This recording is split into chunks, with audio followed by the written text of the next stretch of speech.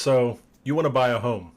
That's fantastic. I understand that buying a home can be a very daunting experience because it's one of the largest purchases that you could make, but it also comes with a little bit of apprehension because you don't want to make a mistake. It's going to be one of the largest purchases that most people ever make. So with that said, in today's video, I'm going to give you the top 5 mistakes to avoid when it comes to buying a brand new home.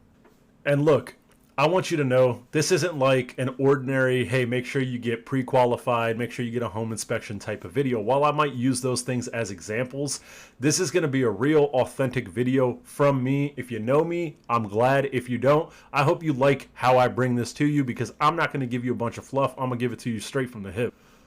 Number 1, the budget. When it comes to having a budget, you want to make sure that you are not using just the pre-qualification or the pre-approval amount that you got from some lender.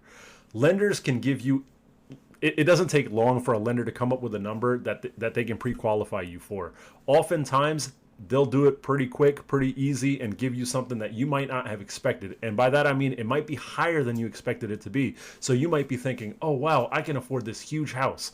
Well, you might be able to, but let's take into consideration a couple of things. You see, when you qualify, or when most people qualify, they usually use a W-2 form. So most people that are W-2 employees are going to be pretty standard because they're going to have a certain amount of gross monthly income or total monthly income, right? With that said, the qualification process for lenders is based off of 2 things. A front-end debt-to-income ratio and a back-end debt-to-income ratio. And we're going to do a little bit of math, so follow along with me. Front-end debt-to-income ratio is as follows. Your proposed housing expense, meaning whatever your monthly mortgage amount might be, divided by your gross monthly income or your total monthly income. That creates your front-end ratio. The back-end ratio is your proposed housing expense plus any existing monthly debts divided by your monthly income. Now, before we get into the math, I'm going to give you a real talk alert. And by that, I mean, lenders couldn't care less about whatever your personal budget is. Most lenders, not all, but most. And their focus is short, sweet, and they ask themselves 2 questions. And those are, can I get them into a house and collect a check? And what's the highest amount that I can qualify this person for? All right. So with that said, let's have an example here. So let's say that you and your spouse make $7,000 a month. Well, that's great. That's wonderful. What we're going to do is take that $7,000 and you want to qualify for a mortgage of, let's say, $3,500 a month. So you're going to take that $3,500 and divide it by $7,000. What you should get is 0.5%. And typically your front end ratio, this is the front end ratio formula. So your front end ratio should be between 43 and 47% depending on the type of loan program you're qualifying for. Now what that means is if you're in that 50% because you thought 3,500 was a good number to land at, guess what? You're outside of that 43 to 47% range. Now the back end ratio is calculated like this.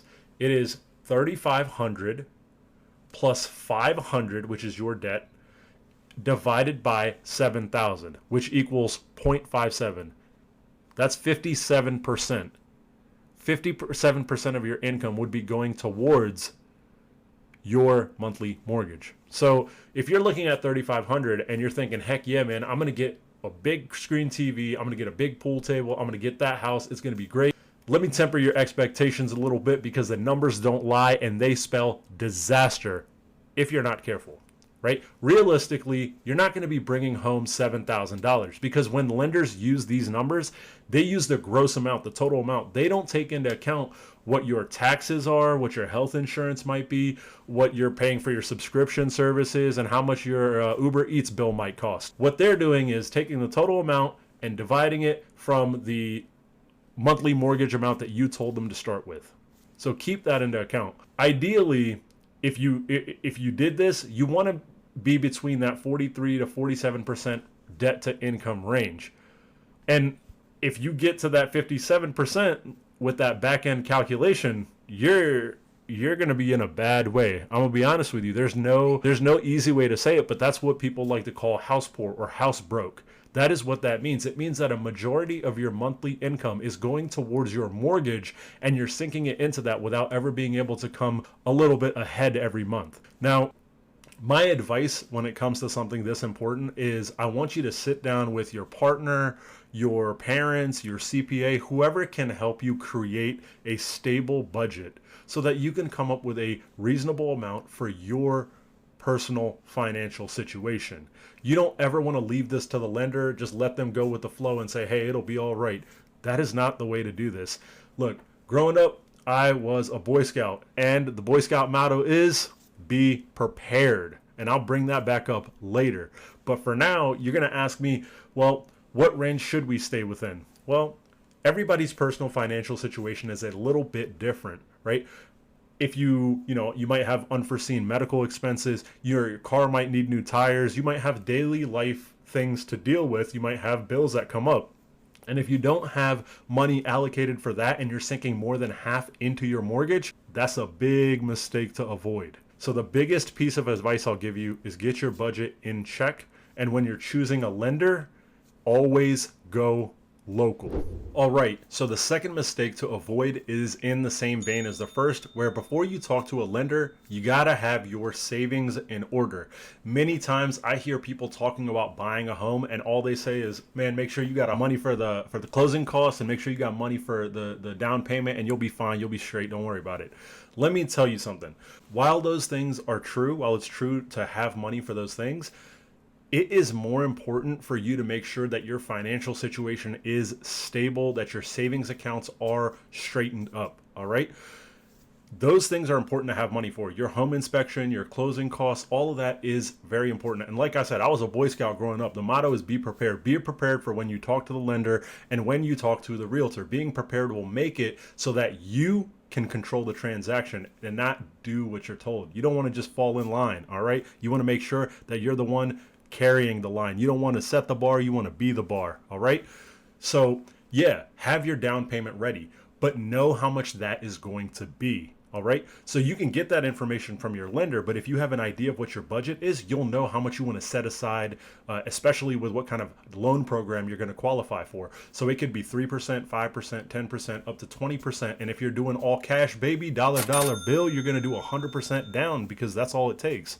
So know what kind of loan you are going to have so you can get an estimate of what kind of closing costs are going to be. So your closing costs are typically going to be between 2 to 6% of the total purchase price. And yeah, this depends on, whatever your state taxes might be, your fees and that sort of thing. But my recommendation is as follows. You're going to have 3 different savings, right? Follow me. You're going to have one saving, which is a house savings, which is the money you need to actually purchase the home. And that's going to be where you put all that money for your down payment, for the home inspections, anything that related to the actual transaction of the property. That's where you're going to put that money. Number 2, you're going to have your emergency savings. This you should have stacked up already prior to you even thinking about buying a home.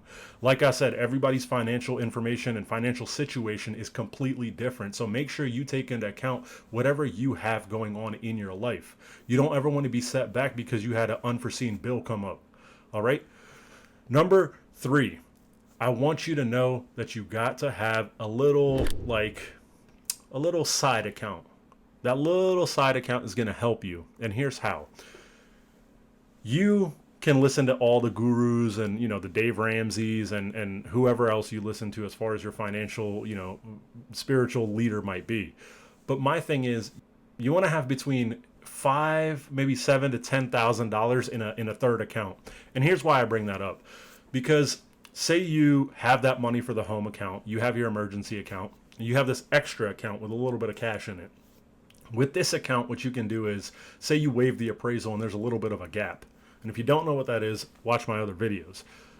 You need to cover that gap. All right, well, you have some money set aside. You're able to do that. Say there's some negotiation, or say you get the home inspection back and after you go past settlement, you need to do some repairs on the house. You have that money on the side.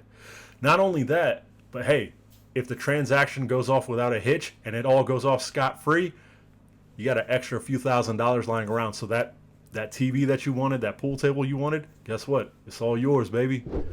All right, the third biggest mistake that you want to avoid is not having your timeline ready and not understanding why you even need a timeline. Look, if you know me, you know I'm all about that motivational stuff. So just like in life, when you make goals for yourself, you get an idea of what the timing might be. You want to do the same thing when it comes to purchasing a property, right? So as far as buying a home and the transaction process, here's how it goes. After you've done everything above, made a budget, done your savings, now you get pre-approved. Now you get your pre-approval and your pre-qualification, which if the lender is good, shout out to my lender, Brian Saley, the lender is good, might take about a week, maybe 2 weeks, depending on your level of preparedness. Now, you can start looking for a home, and this is all dependent on your preferences. So how good is your realtor at tailoring searches to your needs? Because typically it could take between 30 or so days for a person to find the home that they like. Now, can you be an outlier, an anomaly where hey, look, as soon as you find a house, you put in an offer day one? Absolutely. But typically, like I said, 30 days. So it also depends on what kind of market. So once you've submitted the offer on that house that you like and you go under contract, a conventional or an FHA loan, that sale is going to take anywhere from 30 to 45 days. Like I said, it could be faster, could be shorter, could be, anywhere in between that. But typically we're looking at 30 to 45 days. Now, this is a fairly standard timeline for somebody that is looking to buy a house in the next 3 and to maybe even 6 months. And the reason you want to use this base timeline is because it can provide some perspective on the things you might need to consider. Like, say you go to get pre-approved and you realize, man, my credit could use some work.